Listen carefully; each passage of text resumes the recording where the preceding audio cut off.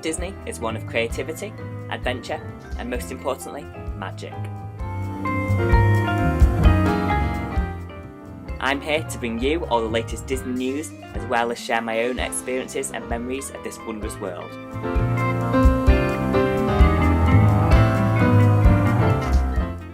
Join me as we delve into the world of yesterday, tomorrow, and fantasy.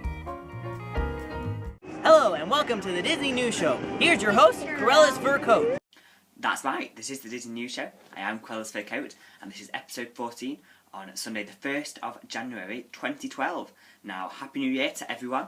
Today, obviously, is the first day of 2012, and I am very sorry there was no Disney News Show last week. Obviously, it would have been Christmas Day and everything. I was going to try and film it on Christmas Eve, but it was just so hectic and I had so much to do, and everything that I didn't forget. I was going to try and do it, but I didn't get a chance to do it.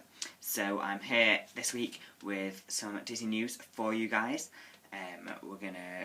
There's not much really, just a couple of things to get through, and then at the end I'm going to do a little feature of my top 5 films of the past 12 months, now that we've kind of finished, well, maybe a bit longer, maybe 14 months.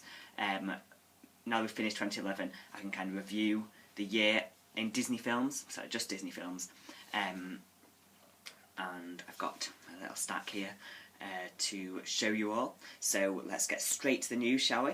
And first thing is that, well, this happened probably sometime last week, so I should have mentioned this last week, but Run Disney has announced the return of the Twilight Zone Tower of Terror race for 2012. Which will take place on September the 29th, 2012. It'll be Run Disney's first 10-mile race, and it will take up most of Disney's Hollywood Studios. So this is a run, obviously, around Disney's Hollywood Studios, probably ending back at the Twilight Zone Tower of Terror, and yeah, sounds really great. 10k is not too bad. It's not like the marathon or the half marathon they do at Walt Disney World. 10k is much more doable. I wouldn't mind doing 10k. I'd find half marathon or marathon really hard. But I'd love to be part of one of these Disney Run Disney races. They just sound so fun. So much fun. Just be great there with a load of people who like Disney. So if you're down in September, please make sure you do this. I'm sure it won't take that much training, even if you're not a very good runner, but I'm sure it'll be really, really fun. And so that is something. It's also actually been the marathon weekend this weekend at Walt Disney World. I'm not kind of sure about how that's all gone and stuff, but I know it's kind of happened, and it's happening. It might be still going on today. Yeah, I'll have to look into that. But yeah, so that is all about the Twilight Zone Tower of Terror race. Also, announced last night, 2012 will see the very first time that both Magic Kingdom and Disneyland will be open for 24 hours from 6 AM on February the 29th to 6 AM on March 1st, 2012. This is all to do with the, obviously it's a leap year this year, so we're getting February 29th, and so they're going to do this thing called, is it One More Disney Day? I think that's what it's called, or Disney 24, I think, is kind of your hashtag if you're on Twitter and stuff. So that looks like it's going to be so fun. I would love to be in the Magic Kingdom for 24 hours. How incredible would that be? I'm sure it's going to be pretty packed, but like for them last few hours from kind of midnight to 6 AM, that would be such fun. I mean, oh my god. So if you're there, if you've already booked, or if you're going to book for either Magic Kingdom or Disneyland, both coasts are doing it. It's the first time they're going to be open for 24 hours. How incredible would it be to be there? And also the early opening as well. So early opening, late closing. Even more than like the normal, like Mickey's Not So Scary Halloween Party and stuff. It's longer than that. Well, obviously because that party doesn't it. But I don't know kind of lots of the details about what's going on. But I'm sure there's going to be loads and loads of great stuff to get involved in. Yeah, kind of special events and whatnot going on. So yeah, that is it. Moving on to some movie news now, and the next film in the Walt Disney Classics line was announced this week, and it is to be a fairy tale based on the story of the Snow Queen. It will be entitled Frozen and will be released in theatres on November 27th, 2013. And kind of the titles coming from a bit like where we got Tangled from for Rapunzel. I'm sure this was going to be called Snow Queen until they kind of realised how successful the name Tangled was for the film when they changed it from Rapunzel to Tangled. Some of you may remember that the reason they did this was to kind of because they didn't want to deter boys away from going to watch it, because from The Princess and the Frog, which is the film before Tangled, I think they kind of lost like audience because it had princess in the title. So Rapunzel as well, it is a very like feminine kind of title and stuff, so they changed it to Tangled to incorporate the character of Flynn Rider and everything into the title. So that seemed to work well, so I'm all for them calling it Frozen. I know people weren't liking the Tangled thing, but you know, I'm fine with this, and so I'm really looking forward to this. Any more fairy tales, get them out there. Disney, come on, keep producing these fairy tales. All we need is a bit of Rumpelstiltskin, and then it'll be perfect. So yeah, Snow Queen, really great story. I'm not really sure about what the story's all about, but I'm sure it's going to be very interesting. Did I mention? Yeah, that's going to be released on November 27th, 2013. And there was a bit of confusion here online that this could have been the title for the Pixar film about dinosaurs that was mentioned at the D23 Expo earlier this year.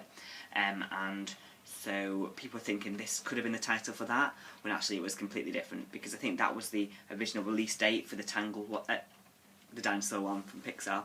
So yeah, but it's definitely not. It's going to be the Disney Classic number 52, I believe. Very interested in that. And it's going to be hopefully 2D. Hopefully it's going to be a 2D film, because I love Disney's animation in 2D, just as much as I love their 3D and everything, and their digital animation. I love the fact that Walt Disney Classics keep coming back to their roots in 2D animation. So that is it. That's pretty much all the news for this week. I'm sure there's loads more stuff. I mean, I know there was all the stuff last night with New Year's Eve and everything going on, but I'm not going to mention any of that. If you want a bit more news, I'm sure you head over to Fan920's Disney News and Reviews for this week, and he will get you sorted out with that. I know he put up his Disney News and Reviews earlier this week on Wednesday or something. Yeah, so you can go and check that out if you want to. And so now we're going to get to kind of the little bit I'm going to do today, which is my top 5 films of the last year or so. And the first two I'm going to show you were actually released in the US in 2010, at the end of 2010, but we didn't get them here in the UK until later on. So the first one is going to be Tangled. Obviously Tangled is the film we've just been talking about, and I love Tangled. I love the story, I love the animation. I think it's absolutely incredible. It has everything that a fantastic Disney fairy tale needs. It's got fantastic characters, a great storyline, it's got like just a great setting and everything, and most importantly it has got Alan Menken composing the score, and so he did an absolutely incredible job with all them kind of, with all the songs and everything, and I really love this. I know this was released in US in November 2010, so this shouldn't really be on the list, I guess, but we didn't get it here in the UK until something like February last year, 2011, so that's why it's in this list, and I just think it's a fantastic film, especially on 3D. I've got here the 3D Super Play Edition, and I really enjoy it. So if you've not seen Tangled, you're missing out. It's a great Disney classic, Disney Classic number 50 there. I love it. I'm sure you will do too. Okay, next we have Tron Legacy, which is possibly my least favourite out of the 5 I'm going to tell you today. I don't dislike it, but I just it's not one of my favourites. Also, this was released in December 2010. I think it's something like 17th of December 2010 in the US. I'm not sure when it was released in the UK because I didn't go and see it at the theatre, but I'm going to put it on the list because, yeah, because it just kind of makes it up to a nice 5. I think the thing about it is I'm not kind of a big action kind of person. I like the story and the kind of the mystery and kind of stuff to a film, rather than this, which was, I don't know, I do like it. I mean, I do watch it. It's not like I just... Okay. Yeah, the thing is, the main thing is I like the consistency with the first Tron. I like the fact they got Jeff Bridges back. If they hadn't got Jeff Bridges back, this would have been terrible. I can tell you that. Not that I really like Jeff Bridges or anything. I just think it was very important for them to have it. And I do like the 3D. I think the 3D is really great. And loads of other stuff. It's a nice set. This one again is the 3D Super Play. And if you've not seen it, definitely do go and check it. I'm not kind of saying no, but I don't love it as much as some of the others. But yeah, there we go. That is Tron Legacy. Next one. Ooh. Next one is Winnie the Pooh, which is Disney's 51st animated classic, and I love what Disney did with this. I love that they brought back the classic 2D animation that we've always seen with Winnie the Pooh, and well, until recently when they started doing all this digital stuff, and I really don't like that. I think this story and it's so funny. It is really, really funny. I love it. I think it's a really great film. I think any kind of little kids will absolutely adore this. It's not that complex, obviously. It's Winnie the Pooh, but I think Jim Cummings does an incredible job as Winnie the Pooh and Tigger. I do think some of the other voices maybe are a bit too Americanised for the Winnie the Pooh, but I don't know. I like the story and the songs. Well, the one song, yeah. Really, I think it's really, really great. We only got it in DVD over here in the UK, so that's why I've only got the DVD. I would have it on Blu-ray if we did, if it was released in Blu-ray. Obviously it wasn't, and so here we go. This here is the one from Winnie the Pooh. This was released in April 2011 here in the UK. I know the US didn't get it until July 2011, but we got it a bit earlier, and so it's just a really nice film. I know that most teenagers and people won't watch this, obviously, because it's for younger audiences. But anyway, I love it. There we go. That's the third one. That is Winnie the Pooh. Next one we have Pirates of the Caribbean on Stranger Tides. I love the Pirates of the Caribbean series. I mean, it is one of my favourite series of all time. You cannot go wrong with these films. I know lots of people do not like this film. They don't like the way that it is, the story and stuff. I think keep bringing out Pirates of the Caribbean movies because they are really great. And as has been seen with how much this grossed at the box office, people do love it. I don't know. I don't know why people were kind of didn't like it that much. Maybe it's because it didn't have all the original cast. I mean, there was no recasting or anything. Recasting would have completely ruined the series, but there was no recasting. We still have Johnny Depp. We still have what's his name, Jeffrey Rush, and we still have Kevin McNally and everything like that. It's really, really great. Maybe the villain of Blackbeard was rubbish. He wasn't villainous at all. How was he scary? I mean, Ian McShane could have done such a better job as Blackbeard. Well, maybe he couldn't, but someone could have done. Someone could have done a lot better. I just don't think the story for him was very good. I think the rest of it was great. And I think the actual, kind of the adventure that they go on is really, really fantastic. But the only thing that lets it down is Ian McShane as Blackbeard. I don't enjoy his performance as much as I have done of the other villains, like Davy Jones, who is played by Bill Nighy, and obviously Jeffrey Rush as Barbossa. But there's all that kind of stuff that, I don't know. I'm very looking forward to the next film in the series, which I hope they're going to bring out. There has been talks and everything, and I know people are talking about hopefully it's going to come back. Well, some people are saying hopefully it won't come back, but I love it. I think it really enhances the ride, obviously the attraction at the parks, and I just think it's great. So, that there is Pirates of the Caribbean on Stranger Tides, which was released in May this year, May 2010. It was actually around my birthday. Yeah, my birthday's May 15th. I don't know what day this is. I'm sure it was around that sometime.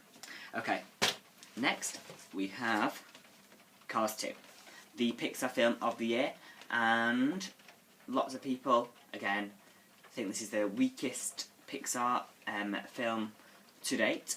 I don't agree, I don't think. I mean, it's not one of the best, but I do think it's a great, great story. I love the animation as well. I think Mater in this, voiced by Larry the Cable Guy, is absolutely great. I think also Finn McMissile, voiced by, what's his name again? Thingy. Oh, I can't remember his name. Whoever voices Finn McMissile does that really well. Michael Caine, that's it. Does it say that anywhere? Oh well, I don't know. Michael Caine. Yeah, and you've got Owen Wilson as Lightning McQueen and everything. I do think it's really, really nice. A really nice film. I don't think it really enhances the first film. I wouldn't say that. I think it's its own film. Whereas I think Toy Story 2, Toy Story 3, they really build on the first film and make it better. This is a new film altogether. I do like the way that they relate it back to the first film, kind of Lightning's kind of his growth in the first film and everything like that. But I do think this is a standalone film and it shouldn't really be that much associated with the first film. I do really like the first film. I have watched it to death, and so it gets quite boring nowadays when I watch it, because I've really seen it so many times. But I do love this one. I think this is a really great film. You should definitely watch it if you haven't. If you've heard bad reviews, go and see it for yourself. Yeah, I mean, Cars was great. Cars 2 is equally as good in my opinion. I really love it, and yeah, this was released in June 2011, just in case you were wondering. Maybe you were. That is that there. I've got the 3D Superfly. It's great in 3D as well. I love the 3D on this. So that there, they are my 5 films of the past year. So that is kind of it. So we're waiting this year. We've got a load more Disney films coming out. For me, I've got the Muppets coming out pretty soon. I've not seen it yet. It's coming out in January, February time. Really looking forward to that. We've also got Brave coming out in the summer, the new Pixar film, and I'm sure there's other things coming out as well. Yeah, non-Disney films as well this year. It's going to be a really great year for films. So yeah, that's pretty much it for today's Disney News Show. This has been episode 14 on today, Sunday the 1st of January 2012. I hope you've enjoyed it, and I hope you're going to tune in next week for more Disney news all the time from me, CruellasFurCoat. Okay, if you've got any comments, any messages you want to tell me, any criticisms, maybe, leave them below, and I will get back to you, or you can send me a message, anything like that. Okay, I will see you soon, guys. Goodbye. Thanks for watching.